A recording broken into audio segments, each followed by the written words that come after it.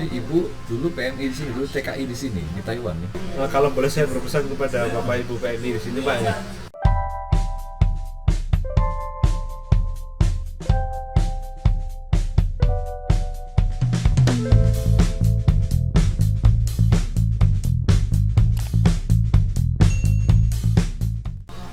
Assalamualaikum warahmatullahi wabarakatuh, teman-teman semua, selamat datang di Yesai Channel bersama saya Fajar. Hari ini, untuk video kali ini, saya akan menampilkan sosok Presiden Indonesian Diaspora Network Taiwan yang barangkali teman-teman sudah kenal atau sudah sangat kenal. Kita profiling ya beliau ini dalam video ini. Namanya Mas Anas Subakti. Ya. Subakti ya, masalah betul. Tanpa saya harus menjelaskan, Mas Anas memperkenalkan diri. Kalau yang saya tahu, beliau adalah presiden atau ketua IDN, Indonesian Diaspora Network Taiwan, yang baru. Jadi untuk teman-teman yang belum kenal, ini dia sosoknya. Beliau good looking, smart, and pokoknya inilah profilnya sangat menarik. Mungkin Mas Anas bisa cerita mulai dari siapa Mas Anas di Taiwan ini dan apa itu IDN. Terima kasih Pak Waca sebelumnya terima kasih atas undangannya, sungguh sangat menyentuh hati saya sekali bisa bertemu langsung Pak Waca sendiri. Terus ya perkenalkan, nama saya Anas Subakti, sekarang sedang menempuh S3 di Taiwan dan kebetulan juga sekarang diamanai sebagai ketua Indonesian Diaspora Network di Taiwan. Jadi Indonesian Diaspora Network sendiri adalah semua orang Indonesia yang berada di Taiwan, itu sih simpelnya. Jadi dalam kami ini kita punya teman-teman pekerja juga ada, kemudian ada teman-teman yang mixed married, itu orang Indonesia yang menikah sama orang Taiwan ada, bahkan orang Indonesia yang menjadi orang Taiwan pun juga ada. Jadi sangat plural sekali, banyak sekali gitu Pak campurnya. Ada juga teman-teman mahasiswa juga di kita juga ada. Jadi ketika kumpul sama diaspora itu kayak bercampur aduk semuanya Pak. Ketika kita ketemu sama orang yang bermacam-macam gitu Pak. Ada yang mirip sama saya, yang dari Jawa kebanyakan ada, kemudian ada juga orang yang Chinese keturunan juga ada, dan mereka semua ini sama-sama cinta Indonesia gitu. Jadi campur semua dalam IDN ini dengan satu tujuan, cinta Indonesia. Udah itu sih. Sebenarnya apa visi dan misinya IDN terutama di Taiwan? Jadi banyak sekali organisasi yang ada di Taiwan, makanya kita memposisikan diri sebagai penyambung gitu Pak. Jadi hub istilahnya. Jadi kita menghubungkan, kayaknya ini PMI kayaknya butuh ilmu dari mahasiswa. Kita coba hubungin kayak gitu, nanti kita bikin program yang saling membantu. Kemudian ada lagi mungkin yang banyak pengusaha di Taiwan butuh kita maksimalkan, kita coba komunikasikan dengan mungkin pemerintah di Taiwan. Jadi coba kita maksimalkan semuanya, semua komponen yang ada di Taiwan ya. Bahkan mungkin yang saya tahu juga tidak hanya WNI tapi juga WNA yang mungkin ex-WNI atau mereka yang cinta Indonesia ya. Ada juga ya. Bahkan ada orang Taiwan tuh yang datang ke acara kita. Jadi ketika orang Taiwan datang, Bu Sihuan ini apa gitu pokoknya yang dia sangat suka dengan tradisi Indonesia gitu kan. Jadi ya luar biasa sekali. Sejak kapan IDN Taiwan didirikan? Jadi IDN Taiwan sendiri kan dari di chapter dari IDN Global. Jadi ada namanya IDN Global yang seluruh dunia, jadi nggak cuma di Taiwan aja sih diaspora ini, ada di berbagai negara. Nah itu pada tahun 2013 sebenarnya. Nah itu di Amerika, kemudian dari Taiwan perwakilannya ikut ke Amerika, kemudian ada kongres pertama itu dibikinlah chapter Taiwan. Nah pada saat itu ada Kode Antono. Kode Antono ini yang sebagai pertama ketua juga di Taiwan sini. Nah, kalau yang akan, atau mungkin kalau dalam kondisi sekarang mungkin kegiatannya tidak, jadi agak berkurang ya, jauh berkurang ya. Iya Pak. Tapi sebenarnya apa program-program yang sebenarnya sudah dicanangkan untuk direncanakan? Ini cukup banyak sih Pak program yang kita canangkan sebelum wabah virus ini datang. Jadi dulu itu kita sempat ingin mengadakan istilahnya pengajaran bahasa Mandarin besar-besaran seluruh Taiwan kalau bisa, karena lagi-lagi COVID, akhirnya semua kegiatan yang kita sudah rencanakan termasuk itu tadi, kemudian ada beberapa program lagi, mulai dari program pemanfaatan beasiswa dan lain sebagainya untuk lebih di luar Jawa misalnya itu, nah itu kita hold dulu, kita tunda dulu, kita fokus ke bantu teman-teman yang ada di Indonesia. Kemarin juga sama Pak Fajar juga kita bantuin untuk menyebarkan bagi masker. Nah, habis itu kita juga membuka donasi yang kemarin juga sudah sampai sekitar 160 sekian ribu kita untuk APD dan juga masker untuk teman-teman di Indonesia. Nah, sementara itu yang bisa kita maksimalkan, Pak. Dan juga kita, karena di Taiwan ini kan penanganan COVID juga lebih bagus kan, Pak. Kita juga komunikasikan ke kementerian, kemarin ke Kemenristek, BRIN, nah itu juga kita sampaikan juga apa yang kita bisa sampaikan. Pokoknya di Taiwan kan ini bagus, mungkin bisa diadopsi di Indonesia, yang gitu. Kita udah sampaikan semuanya. Ya. Berarti mungkin kegiatan selain yang terkait dengan COVID-19 ini masih pending dulu ya sementara ini. Kita masih pending dulu karena kita juga menghormati yang ada di Taiwan juga, Pak. Ya, dan memang nggak mungkin juga karena memang banyak pembatasan-pembatasan. Iya. Mungkin tahun depan insya Allah ya kita bisa. Iya. Pokoknya setelah Taiwan menyatakan oke, silakan aktivitas, kita akan langsung gas. Kalau mau tahu informasi mengenai IDN ini ada di mana, bisa buka di ada di kita ada website di idntaiwan.org.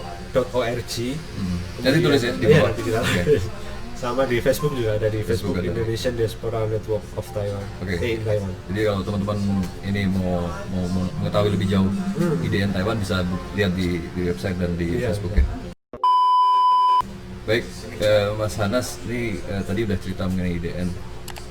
Nah sekarang saya ingin tahu keseharian dan aktivitas Mas Hanas di Taiwan.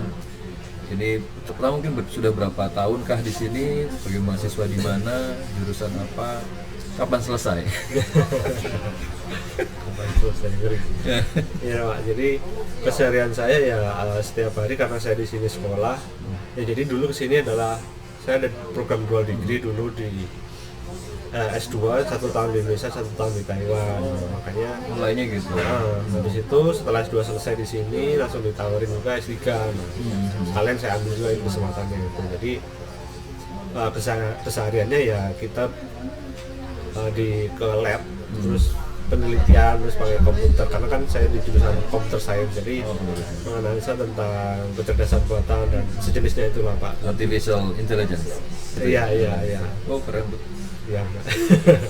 Ya. Sudah disertasi belum? Sudah mulai atau masih jauh? Iya, sudah mulai persiapan proposal di disertasi sih, Pak. Jadi nanti harapannya bisa selesai setelah mengemban program diaspora, ketua Indonesia diaspora ini selesai bisa langsung fokus ke Indonesia. Jadi memang kalau untuk aktif di organisasi memang ada yang harus bukan dikorbankan lah, tapi harus berbagi waktu ya, berbagi perhatian. Iya Pak, jadi kalau menurut saya sih berorganisasi adalah suatu hiburan sih Pak, malah karena kan kita suntuk setiap hari kayak belajar, baca buku. Nah, jadi ketemu orang dan lihat pemikiran orang lain itu sudah hiburan sih menurut saya. Refreshingnya dengan berkumpul, ngobrol gitu ya. Dan kelompok yang sekarang sedang dikelola adalah IDN Taiwan. Cukup plural, luar biasa. Keren loh ya. Seru gitu ya. Seru banget. Kalau bicara perkuliahannya berarti sekarang sudah berapa tahun kita? Perkuliahan yang S2-nya kan udah selesai 1 tahun itu, kemudian sekarang di tahun keempat di Taiwan. PhD ya. Berturut-turut ya? Nggak pakai jeda pulang dan sebagainya? Pulang Pak, pulangnya kan pulang liburan? Iya, pulang liburan aja. Tapi intinya berarti sebenarnya 4 tahun berturut-turut di sini. Apa kesan-kesannya Mas di Taiwan? Kesan-kesannya sih ya sebenarnya masih ada juga perasaan kangen sama yang di rumah kan. Tapi ya memang harus menyelesaikan tugas di Taiwan dulu. Terus karena di Taiwan juga menurut saya juga fine aja gitu Pak. Karena kan sebagai muslim kadang berpikiran bahwa kayaknya di Indonesia ini kalau untuk haji itu pun harus mengantri. Nah di Taiwan ini nggak mengantri, bisa ya langsung ya. Juga semakin keren juga. Bisa jadi peluang nanti mungkin kita bisa haji di sini, terus jadi ya kayak kota kedua saya itu setelah yang di Malang. Oh, Taipei ini ya. Iya. Oke. Kalau bicara sebagai warga negara Indonesia yang ada di Taiwan, apa yang dirasakan dan pengamatan Mas Anas mengenai apa namanya situasi wabah atau ya COVID-19 di Taiwan? Kalau di Taiwan sendiri sih, setelah saya masuk IDN atau ketika saya ketemu sama orang itu sudah kayak seperti keluarga sih Pak, atau gimana namanya, kayak orangnya baik-baik gitu loh, kayak care semua. Kayak di IDN pun ketika kita main ke sini itu selalu kayak dianggap anak sendiri bahkan. Tapi jadi keluarganya kayak senior iya, ya. senior banyak sekali. Terus kalau COVID-19 di Taiwan, karena di Taiwan ini sudah sangat belajar sekali dari wabah sebelumnya kayaknya. SARS ya. Wabah SARS sebelumnya itu udah tertangani dengan baik, dan kebetulan wakil presidennya itu orang kesehatan juga, jadi epidemiolog jadi virus corona ini sudah nggak terlalu ngaruh sih di sini, juga semuanya juga berjalan dengan seperti biasa walaupun dengan beberapa pembatasan.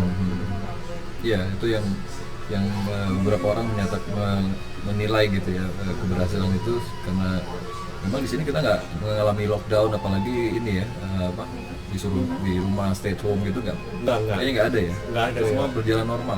Semua berjalan normal, kecuali dulu di awal-awal ada beberapa lokasi yang kayak dicurigai atau dikunjungi oleh oleh suspeknya itu langsung ditutup untuk sementara. Ya, untuk 2 minggu. Oh, di kampus gimana? Kampus di kampus kita akan dicek setiap masuk gedung perkuliahan itu dicek Pak. Jadi dia punya ada stiker kecil itu kita taruh di sini misalnya, dan stiker ini warnanya gonta-ganti setiap hari, ada tanggalnya. Jadi nggak bisa dipalsukan. Ya, tapi menurut saya juga ngapain juga mau membohongin, toh ini juga kebaikan bersama juga. Nah, itu juga itu, jadi setiap gedung dicek suhu, kasih stiker. Kalau udah itu terus masuk gedung lain, kalau udah punya stiker ya nggak usah dicek lagi. Nggak usah dicek lagi selama di dalam itu. Tapi kalau udah keluar lagi dan masuk, dicek lagi kan, ada checkpointnya gitu di setiap kampus kalau nggak salah, di setiap fakultas gitu. Di setiap gedung. Setiap gedung ada orang yang apapun. Ya itu yang pemandangan lain yang kita lihat selama ini ya, selama mulai wabah ini. Jadi intinya Mas Anas sebagai warga asing di sini tenang dengan cara penanganan di sini, artinya tidak panik, tidak apa gitu ya. Cukup senang sih Pak, bahkan kalau saya ada kesempatan saya ingin ngajak keluarga saya ke sini Pak. Oh gitu. Ya oke, nanti kita bicara soal keluarga ya. Oke. Terakhir kalau mengenai kemahasiswaannya, bagaimana caranya bagi waktu, tadi kan katanya berat nih, lumayan lah, maksudnya harus membagi perhatian antara tugas kuliah dan juga tugas sebagai presiden IDN. Gimana bagi waktunya? Ya karena kan di sini kewajiban, kalau di tempat saya kewajiban untuk di lab ini adalah kita ada lab meeting di pertengahan minggu. Jadi taruhlah hari Selasa. Nah, sebelum itu kita ada beberapa hari aktif itu kita gunakan untuk nge-lab. Sedangkan untuk kegiatan ini biasanya kita ngadain rapat ini hari Kamis malam jam 10, setelah semua ada kegiatan kita baru rapat online sama teman-teman. Nah, di situ di Sabtu Minggu ini biasanya kita eksekusi program-program kita. Jadi yang terakhir ini kita cuma saling berkunjung ke beberapa diaspora, kayak misalnya yang ke Yilan, kita ke Yilan, terus ke yang di Taipei, kita ikutin di Taipei juga di situ. Kita kunjung-kunjung Pak sementara. Pinter-pinter lah ya bagi waktu ya. Iya. Puasa kan? Ini kita lagi Ramadan Ramadan, dan ini hari terakhir Ramadan, selalu besok ke Idul Fitri, jadi kita mau sambil ngabuburit. Ini hari Sabtu jadi kantor libur, kampus kuliah libur ya. Jadi kita ngobrol ini di Taipei, di tengah-tengah kota Taipei. Ini hari terakhir Ramadan. Jadi Mas Anas puasa insya Allah ya? Lancar puasanya ya? Insya Allah. Okay. Apa program, ada program apa lagi yang dalam waktu dekat IDN selain tadi yang mengenai pengumpulan atau penggalangan dana? Yang terakhir yang mungkin perlu teman-teman lain tahu mengenai rencana IDN, mungkin karena targetnya kira-kira kalau nggak Juni Juli ini kan sudah mulai lebih normal lagi nih. Iya, Kan mulai iya. ada pelonggaran. Apa rencana di akhir sampai akhir tahun? Kita targetnya sampai tahun ini ngadain beberapa kegiatan yang intinya lagi tadi menghimpun yang sudah ada gitu Pak. Makanya yang pertama kita coba kita ketemukan dulu orang-orang profesional yang bekerja di Taiwan, karena menurut saya di sini belum ada wadahnya. Jadi mungkin setelah kita Profesional. kumpulkan, yang profesional dulu. Seperti apa misalnya? Yang bekerja secara ini biasanya kan banyak yang S2 di sini kemudian langsung kerja di sini. Kerja di sini. Kerja di sini. Di perusahaan di sini ya. Ya, yang Ada banyak yang itu dulu. saya kira cukup banyak Pak, cukup banyak sekali. Nah, nanti kita minta mereka untuk mengisi forum sharing gitu, dan sekalian mereka akan ketemu sama profesional karena nanti kemungkinan terjadi interaksi atau apa mungkin bisa membentuk sebuah asosiasi untuk mereka sendiri. Nah, nanti kedepannya bisa collaborate sama kita lagi untuk program-program apa gitu. Terus lagi karena di Taiwan ini juga banyak yang ilmu bisa kita dapatkan. Kita juga pengen ngumpulin teman-teman yang YouTuber, nanti kita YouTuber yang ada di Taiwan, entah itu PMI atau pelajar atau siapapun yang pokoknya yang lihat YouTube, kita coba kumpulin sama YouTuber yang di Taiwan. Barangkali apa sih kira-kira bisa Digali tentang Taiwan ya, yang menarik untuk bisa jadi konten ya. Iya. Gitu. Saya ikut itu. Oke. Menarik. Sama tetap acara kebudayaan kita juga tetap pertahankan. Akan ada. Tetap ada kebudayaan. Sementara sama untuk pengajaran Mandarin juga kita akan juga adakan beberapa Pak. Ya. Itu. Oke. Jadi memanfaatkan kebijakan yang sudah dilonggarkan ini untuk melanjutkan kegiatan yang sempat pending ya sampai akhir tahun ini. Balik lagi Mas Anas, kami ingin tahu nih mengenai keluarga Mas Anas yang selama ini mendukung ini supporting unitnya Mas Anas nih. Jadi, kan pasti di belakang Mas Anas tuh banyak, ada beberapa orang-orang yang yang mendukung, pasti keluarga. Sudah menikah? Ya, alhamdulillah. Akhirnya mengaku sudah menikah. Ya, Ada putra putri ya? ada satu putri. Ya. Dan cerita dong, mereka di mana sekarang? Oh iya, jadi dulu itu sama istri kan di sini S2 bareng. Sempat kuliah di sini istri? Iya, sempat kuliah. Ya itu, setelah itu kita bagi tugas kan. Istri pulang ke Indonesia karena harus nemenin ibunya. Jadi saya selesaikan dulu sekolah di Taiwan, baru nanti pulang bareng-bareng kita. Iya. Nah, itu nanti kita lihat nanti lah. Kayaknya ada perubahan nanti. Oke. Jadi sementara ini begitu. Formasinya Mas Anas selesaikan S3-nya, istri di mana, di Malang atau Di Malang. Malang ya, sama putrinya ya. Kalau saya tanya, ya pasti selain istri lah, istri pasti sangat mendukung. Siapa di antara lingkungan terdekat Mas Anas yang menurut Mas Anas paling berjasa untuk hidup Mas Anas sampai hari ini? Kalau menurut saya sendiri sih ibu yang paling berjasa sih. Pilih satu ibu ya. Kenapa? Ya karena ya kalau melihat ke belakang keluarga saya ini juga bukan keluarga yang kaya atau gimana Pak, bahkan kami dari desa, dari dusun Pak. Makanya ketika jadi ibu saya dulu adalah pekerja migran juga di Taiwan. Oh ya? Jadi waktu itu ketika saya waktu SD, karena orang desa kan pindah ke kota bingung mau ngapain. Karena ibu saya juga sekolahnya nggak tinggi-tinggi amat gitu, dan ayah pun juga sama gitu. Akhirnya keluarga kami memutuskan untuk ibu dengan terpaksa untuk bekerja di Taiwan, sebagai pekerja migran di Taiwan. Nah dari situ setelah saya dewasa, terus saya pikir-pikir, oh ternyata berat juga ya perjuangan ibu, karena setelah lihat di sini ya. Iya, setelah lihat di sini saya juga coba beberapa kerja part-time, terus ternyata ibu dulu kerjanya kayak gini ya, maksudnya itu semakin menyentuh saya gitu Pak. Dan apa yang dilakukan ibu itu adalah untuk saya itu semakin menyentuh sekali. Nah, dan ibu pun sebenarnya gimana ya Pak ya? Kalau lihat ini, kalau saya pikir adalah pekerjaan ini baiknya harus untuk menginvestasikan untuk pendidikan anak-anaknya. Mungkin yang sudah kelewat atau umurnya sudah dewasa, mungkin pada fase kehidupan ini mungkin belum bisa, tapi anaknya ini harus bisa ke depannya. Bisa lebih baik lagi ya. Dan saya sendiri pun ngakui bahwa saya ini bukan anak yang pintar Pak, maksudnya saya pun nggak yang ranking kelas itu Pak. Jadi kalau menurut saya anak yang nggak ranking kelas itu nggak bodoh, tapi dia belum menemukan minatnya aja sih Pak. Makanya ketika saya SD oke lah masih ranking 3.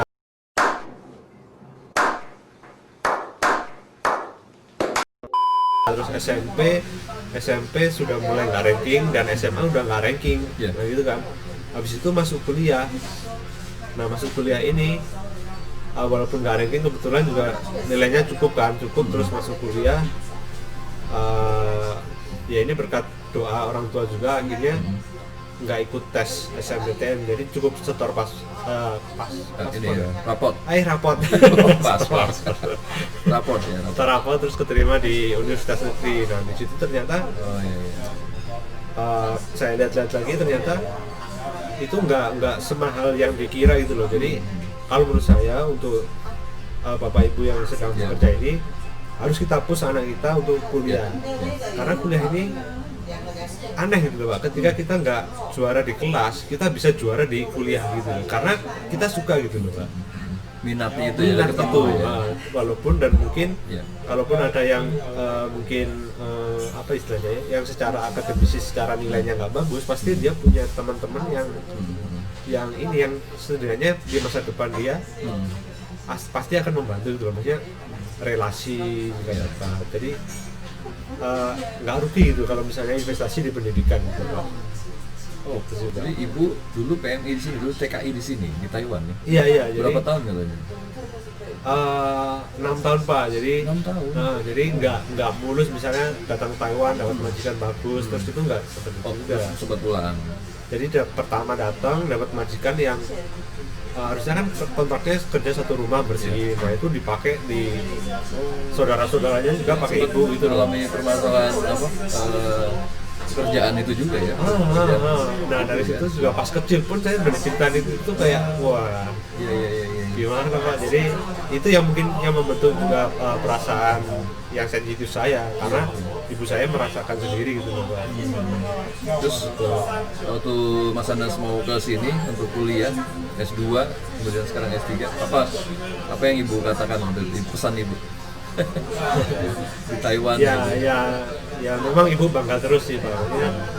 Ya walaupun saya juga masih belum sukses kayak gini, tapi sudah bisa setidaknya bisa lanjut sekolah S3. Menjelang sukses lah. Amin Pak.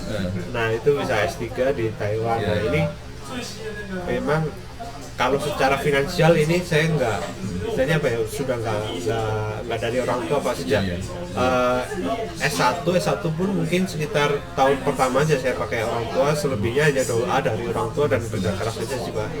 Nah dan saya pikir ya itu sebenarnya sebagai orang tua itu harus mendekatkan diri ke anaknya. Jadi anak itu sebenarnya nggak perlu uang jajan yang berlebih sih Pak, lebih ke kasih sayang dan semangat. Jadi nanti bisa anak itu jadi lebih ngerti arti hidup.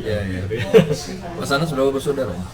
Saya 2 bersaudara, saya dan adik saya cewek. Jadi paling besar ya. Nah, bisa dibayangkan Bang, biasanya kalau PMI atau TKI yang saya tahu, biasanya anaknya kalau paling 2 gitu, kebanyakan 1 gitu. Karena emang ditinggal gitu ya. Iya, itu memang karena saya merasakan diri sebagai anak PMI yang ditinggal selama 6 tahun itu kayak memang kesepian sekali gitu Pak. Walaupun ya untungnya kita masih di jalan yang jalan yang tepat. Terus apa yang ibu lakukan setelah pulang? Maksudnya investasi seperti apa sehingga mendorong Mas Anas bisa kuliah sampai sekarang? Jadi saya disclaimer lagi karena saya kuliah ini karena juga doa dari orang tua aja. Kebetulan dana yang dikasih ibu untuk saya ini sudah dibayarkan sama beasiswa itu Pak. Oh, dari beasiswa. Iya. Nah makanya jadi kalau untuk masalah ibu usaha apa setelah pensiun dari BMI, ibu itu bikin usaha ini ternak ayam, telur Iya, Pak. ayam telur ya. Ayam telur. Jadi pada waktu itu ketika saya masih SMP gitu. SMA. Ketika saya masih SMA itu ibu Itu kan masih dibiayai ya, masih dibiayai orang tua. iya. Karena waktu itu ibu invest di bikin kandang ayam, terus ayam telur Iya, tadi. dan sebagainya. Awal-awal berhasil, terus sempat akhirnya gagal juga akhirnya Pak, karena saya pikir masalah dari teman-teman migran ini adalah masalah untuk memanajemen kali Ya, ya. Kayak masalah manajemen itu Manajemen skill ya. manajemen kemampuan skillnya. perlu Nah ini juga perlu ditingkatkan. kita Iya, kita adakan program manajemen skill iya. upgrading. Oh, karena itu jadi dapat ide untuk apa yang bisa diberikan untuk Iya, PMI di sini. iya. Karena Seperti itu karena salah pengelolaan atau mungkin Iya, kurang iya. ketat pengawasan, jadi sehingga ada orang yang dipercaya ibu ini nggak pada waktu itu mungkin karena melihat uang jadi Jelas. hilaf gitu Pak, seperti itu. Ya, ya. Oke. Jadi akhirnya bisnis ayam ibu ya kandas. Ya. Kandas. Berarti bukan investasi dalam bentuk materi semata ya yang ibu lakukan sehingga Mas Anas bisa sukses dan menjelang sukses. Iya. Bahkan Bahkan lebih dorongan ya dan doa. kalau ke anak sih sebenarnya lebih ke dorongan aja sih Pak, karena kalau saya pikir-pikir juga ibu nggak pernah memberikan saya uang yang berlebih pada waktu itu Pak. Jadi ketika saya perlu apa ya itu dikasih pas itu nggak ada lebihnya gitu. Oke. Tapi ibu selalu memotivasi, itu yang bikin membuat terus jalannya anak-anak itu gitu. Kepercayaan. Ya betul. Untuk sukses di pendidikan tidak perlu materi yang mungkin orang-orang bayangkan gitu ya. Nggak perlu, kalau pengalaman saya sendiri nggak perlu bapak ibu yang bekerja di Taiwan ini memberikan banyak-banyak mainan atau mungkin anaknya pengen apa kita kasih apa karena mungkin mereka pikir itu adalah bentuk rasa sayang kan Pak, tapi saya pikir itu nggak tepat sekali itu maksudnya. Jadi rasa sayang ini adalah ya at least telepon sehari atau seminggu 5 kali atau 3 kali karena salahnya video call itu justru yang membuat anak tersentuh sih Pak. Bukan kita kasih mainan itu justru bikin anak konsum. Jajan ya. Apa yang disampaikan Mas Anas bisa menjadi inspirasi untuk teman-teman PMI yang di sini ya yang sedang membesarkan dan mendidik anaknya yang ada di Indonesia yang sedang ditinggal mungkin sama persis seperti yang dialami oleh Mas Anas, dan harapan kita semua anak-anak PMI akan sukses seperti Mas Anas dengan banyak Mas Anas yang lain gitu ya. Iya Pak ya. Nah, kalau boleh saya berpesan kepada Bapak Ibu PMI di sini Pak ya. Jadi saya pikir Bapak Ibu atau kita semua di sini ke Taiwan adalah untuk mencari uang, untuk mencari nafkah, kemudian juga saya juga pun kesini sebenarnya tujuannya untuk cari nafkah, tapi saya melalui cari ilmu dulu kan ya. Nah, ini makanya fokusnya tetap ke situ aja gitu. Jadi untuk hal-hal yang tidak perlu ini tolong kita minimalisir, karena saya ketika saya datang ke sini pun juga prihatin karena banyak teman-teman lebih menggunakan waktunya ini untuk hal-hal yang menurut saya bermanfaat. Iya, bukan bermanfaat. Nah, itu mungkin kalau makanya harus lebih bijak lagi karena ya yang merubah keluarga kita adalah kita sendiri, bapak ibu sendiri. Nanti masa ingin sih kita tetap tertahan di kemiskinan, pasti kita ingin bangkit semuanya kan, ingin hidupnya lebih baik lagi, anak-anak hidupnya lebih baik lagi, pasti generasi berikutnya pengennya lebih baik lagi itu kan. Mohon untuk kita bersama-sama nanti bareng-bareng belajar untuk bertindak lebih bijak lagi. Siap. IDN akan mendukung ya. Siap. Oke, terakhir apa yang mau Mas Anda sampaikan di video ini kalau ketemu ibu sekarang atas apa yang sudah dilakukan beliau selama ini? Ya, terima kasih yang gimana ya. Karena sama ibu ini udah ya, kalau ada ibu di depan saya akan ucapkan terima kasih ibu, saya akan memeluknya erat-erat Pak, karena ibu ini adalah mentor saya dari segala hal, mulai dari agama. Ibu yang ngajarkan, walaupun ibu saya sendiri bukan asli agama Islam gitu Pak. Oh iya. Iya, ibu. Mualaf. Iya. Gitu. Makanya ibu yang mengajarkan bahwa kita itu jangan pernah menyerah. Jadi banyak sekali yang bisa saya pelajari dari ibu, kesabarannya mendidik bisa sampai seperti ini. Jadi ketika ibu bilang apa, sekarang saya nggak bisa nolak Pak, karena ibu adalah segalanya bagi saya. Jadi terima kasih.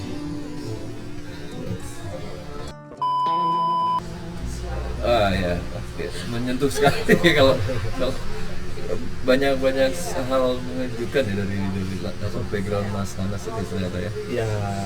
Ya saya pikir juga masih banyak teman-teman lagi yang lebih dari saya sih Pak. Perjuangannya setiap orang pasti beda-beda, dan saya yakin semua orang berjuang dari mereka sendiri. Oke. Ya, yang buat satu hal yang buat saya masih tidak menyangka ya, dari ibu seorang PMI bisa menghasilkan mencetak sarjana S3 untuk, saya yakin nanti Mas Anas setelah ini akan berkontribusi lebih besar lagi untuk Indonesia ya. Amin Pak ya. Terakhir, what next setelah ini, setelah kuliah selesai mau kemana dan mau ngapain? Setelah kuliah selesai Pak, saya akan coba explore beberapa hal yang jelas, karena saya ingin mencoba memberikan manfaat seluas-luasnya Pak. Saya pikir mungkin ingin coba berwirausaha dulu sih Pak. Karena seru juga sih Pak, karena kita sudah punya kapabilitas secara profesional, terus kita bisa punya usaha sesuai bidang peminatan kita sendiri dan kita mimpi sendiri. Nah, pengennya sih ke situ Pak, tapi nanti kita lihat jalan Allah seperti apa. Amin. Kami doakan yang terbaik buat Mas Anas, buat istri, anak, dan orang tua, keluarga semua. Terima kasih Mas Anas waktunya. Kapan-kapan kita ngobrol lagi, mungkin nanti setelah Lebaran dengan topik yang lebih menarik lagi nanti ya. Lagi terima kasih Mas. Sama-sama Pak. Baik, itu teman-teman, bincang-bincang saya dengan Ketua atau Presiden Indonesian Diaspora Network Taiwan, Anas Subakti, yang juga kandidat PhD, yang ternyata Ibu Mas Anas ini adalah mantan pekerja migran Indonesia di Taiwan. Semoga cerita ini dapat menginspirasi teman-teman semua. Terima kasih sudah menonton video ini, dan jumpa lagi dengan kami di video-video berikutnya. Assalamualaikum warahmatullahi wabarakatuh.